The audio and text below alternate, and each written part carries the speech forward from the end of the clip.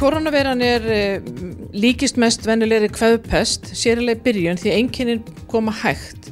Það ólíkt með flensu því þá veikistu og veikist hratt og ert komið háan hita, beinverki, höfuðverk, hósta. Það eru flensueinkennin. Einkenni af koronaveirusmiti koma hægar, meira kvefeinkenni í byrjun og síðan eftir nokkra daga þá kannski kemur meira áberandi hósti og hiti. Og langstærstu hlutin veikist ekki illa af þessu smiti.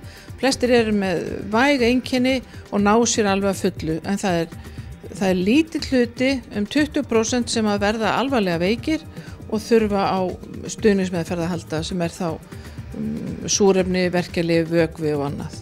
Þetta smit náttúrulega fer í alla aldurshópa, en það eru þeir sem eru aldraðir eða veikifyrir sem finna mest fyrir þessu smiti og hafa verið að veikjast verst og jafnvel deyja.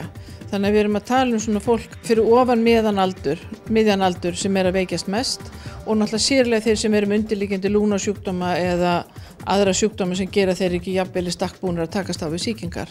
Smittíminn svona 3 til 10 dagar. Þess vegna erum við að leggja til að þeir sem hafa verið á áhættusvæði séu í sóttkví í 2 vikur. Þannig að þetta gildir þá sem að ferðast áhættusvæði og þau eru Kína, 4 hér á Ítalíu, Lombardi, Veneto, Emilia-Romagna og Piemont, Suður-Kóreu og Íran. En fólk þarf ekki að fara í sóttkví, samkvæmt ráðleggingu dagsins í dag, hafi það bara ferðast í gegnum þessu svæði, það er tekið flugvél og flugvél innan þessara svæða. Það gildir eingöngu sóttkví ef þú hefur dvalist á svæðinu.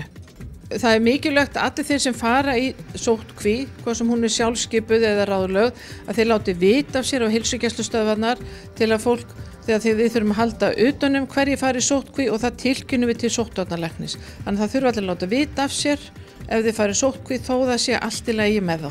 Ef þú ert með einkenni og þarft á læknishjálp að halda eða þarft að komast undir læknishendur út af hugsanlegu smiti, ekki koma beint á stöðvarnar, heldur hringja áður og þá eru gerða viðeigandi ráðstafanir til að taka við þér.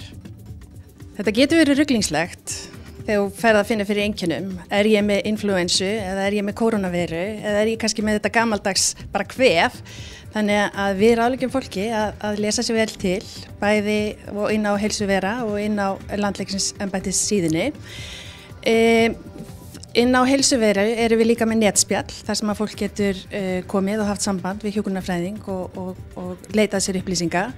1700 í síminn eða 1700, þar eru líka hjúkrunarfræðingar sem sitja fyrir svörum allan sólarhringinn og geta aðstofað fólk. Þannig að það er leið. Inn á Heilsuveru er þjónustu vefsjá þar sem þú getur fundið allar heilsugæslur stöðvar á landinu og símanúmer hverra stöðvar og leita þangað og það er fólk sem mun hjálpa. Það sem hver og einn þarf að hugsa fyrir sig að það er fyrst og fremst að passa hendurnar sínar, þvo sér vel hendurnar og nota spritt. Þegar við hóstum, þurfum að hósta eða hnerra, að nota það olnbogann hérna og fara hérna, beint hérna, að hnerra í olnbogann. Forðast samneyti við annað fólk sem er með kvefeinkenni, að nota þetta að vera í 1 til 2 metra fjarlægð frá því fólki. Við þurfum líka að vera ekki að káfa framan í okkur ef við erum með hósta eða kvef, að vera ekki að bera upp í augu eða nef.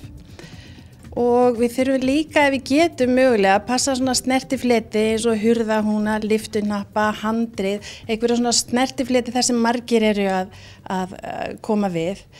Og það er líka ágætis svona regla að tileinka sér inn á heimilum að allir þvoa sér hendurnar þegar þeir koma heim.